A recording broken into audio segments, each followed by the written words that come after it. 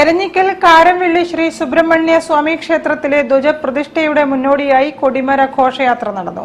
മൊകവൂർ കാമ്പുറത്ത് ദേവീ ക്ഷേത്ര പരിസരത്തു നിന്നും താലപ്പൊലിയുടെയും വാദ്യഘോഷങ്ങളുടെയും അകമ്പടിയോടെ നടന്ന ഘോഷയാത്രയിൽ നൂറുകണക്കിന് ഭക്തജനങ്ങൾ അണിചേർന്നു.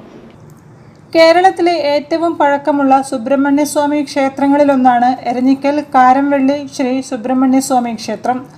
പടിഞ്ഞാറോട്ട് ദർശനമുള്ള അത്യപൂർവം സുബ്രഹ്മണ്യ ക്ഷേത്രങ്ങളിൽ ഒന്നുകൂടിയാണ് ഈ ക്ഷേത്രം.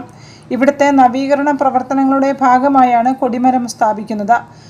ലക്ഷണം തികഞ്ഞ തേക്കിൻ തടിയാണ് ക്ഷേത്ര കൊടിമരത്തിന് ഉപയോഗിക്കുക.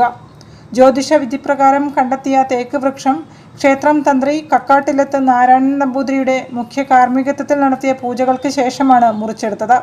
തുടർന്ന് കൊടിമരം താലപ്പൊലിയുടെയും വാദ്യഘോഷങ്ങളുടെയും അകമ്പടിയോടെ ക്ഷേത്രത്തിലെത്തിച്ചു.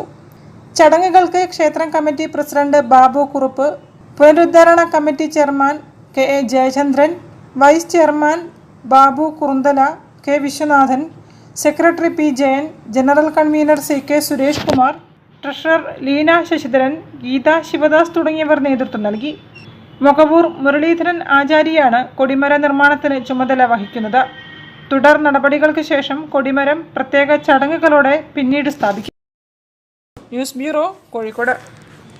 അൻവാർശേരി 36ാമത് വാർഷിക സന്നദ്ധാന സമ്മേളനം